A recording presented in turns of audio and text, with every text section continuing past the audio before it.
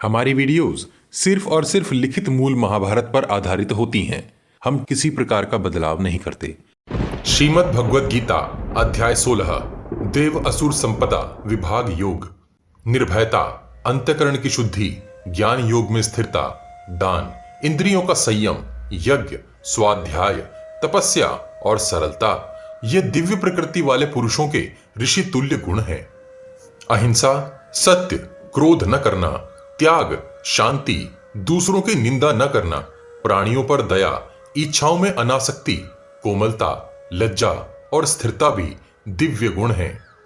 हे भारत, तेज, क्षमा, धैर्य, पवित्रता, द्वेष न करना और अहंकार न होना ये गुण उस व्यक्ति में होते हैं जो दिव्य प्रकृति से उत्पन्न हुआ है। हे पार्थ, ढोंग, अहंकार, अभिमान, क्रोध, कठोरता और अज्ञान ये गुण उस व्यक्ति में होते हैं जो असुरी संपदा से उत्पन्न हुआ है।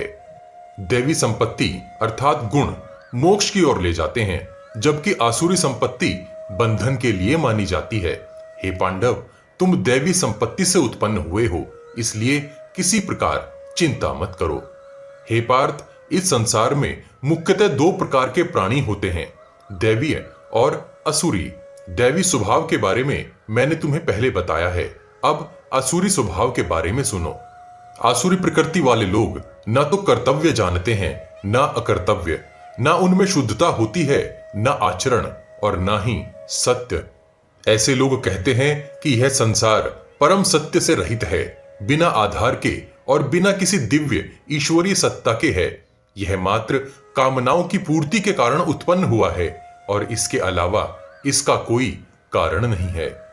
इस दृष्टिकोण को अपनाकर ये लोग, जिनकी आत्मा नष्ट हो चुकी है और जिनकी बुद्धि तुच्छ है, संसार के विनाश के लिए उग्र कर्मों में प्रवृत्त होते हैं और उसे सही ठहराते हैं।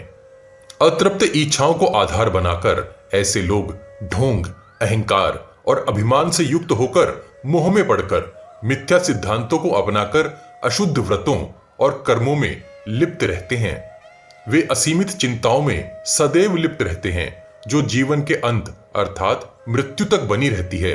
उनके लिए भोग ही सब कुछ है और ऐसे लोग यही मानते हैं कि इंद्रिय सुख ही इस जीवन का उद्देश्य है। वे सैकड़ों आशाओं के बंधनों में बंधे रहते हैं और काम तथा क्रोध के वश में होकर अन्यायपूर्ण तरीके से धन संग्रह करते हैं ताकि अपनी इच्छाओं की पूर्ति कर सकें।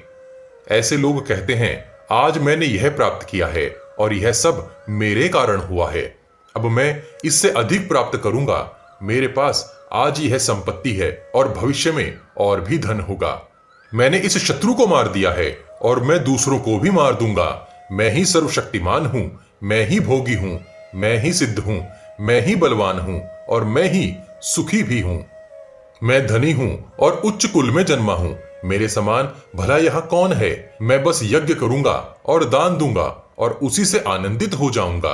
इस प्रकार ये लोग अज्ञान से मोह में पड़े रहते हैं। अनेक प्रकार की भ्रांतियों से युक्त और मोह के जाल में फंसे हुए ये लोग सांसारिक भोगों में पूर्णतया लिप्त रहते हैं और नरक में गिर जाते हैं। अहंकार से भरकर अज्ञान और पाखंड में डूबे हुए ये लोग मात्र दिखावे के लिए नाम मात्र के यज्ञ करते हैं, जो विधि विपरीत अर्थात बिना अर्थ के होते हैं। ऐसे लोग अहंकार, बल, अभिमान, काम और क्रोध को अपना लेते हैं और मुझसे तथा दूसरों से द्वेष करते हैं और सभी प्राणियों के प्रति द्वेषपूर्ण व्यवहार करते हैं। जो लोग क्रूर, घृणास्पद और नराधम होते हैं, उन्हें मैं बार बार इस संसार में अधम और आसुरी योनियों में डालता हूं। हे कौन्तेय, आसुरी योनियों में जन्म लेकर ये लोग हर जन्म में मूर्ख और दुराचारी होते हैं और मुझे प्राप्त नहीं कर पाते। इस प्रकार वे अत्यंत अधम गति को प्राप्त होते हैं।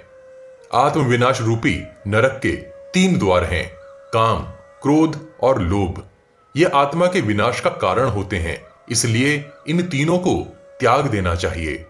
जो व्यक्ति इन 3 नरक द्वारों अर्थात काम, क्रोध और लोभ से मुक्त हो जाता है, वह अपने कल्याण का आचरण करता है और परम गति को प्राप्त करता है।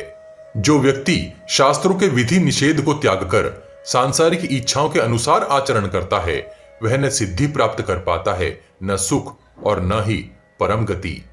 अतः क्या करना चाहिए और क्या नहीं करना चाहिए, इसका निर्णय करने के लिए शास्त्रों को अपना आधार बनाओ। शास्त्रों के आदेशों और शिक्षाओं को समझो और उसी के अनुसार इस संसार में अपने कर्म करो। श्रीमद् भगवद गीता का अध्याय 16 यहीं समाप्त होता है। अगले अध्याय में जानेंगे कि प्रभु श्री कृष्ण किस प्रकार श्रद्धा त्रय विभाग योग के विषय में आगे बताते हैं।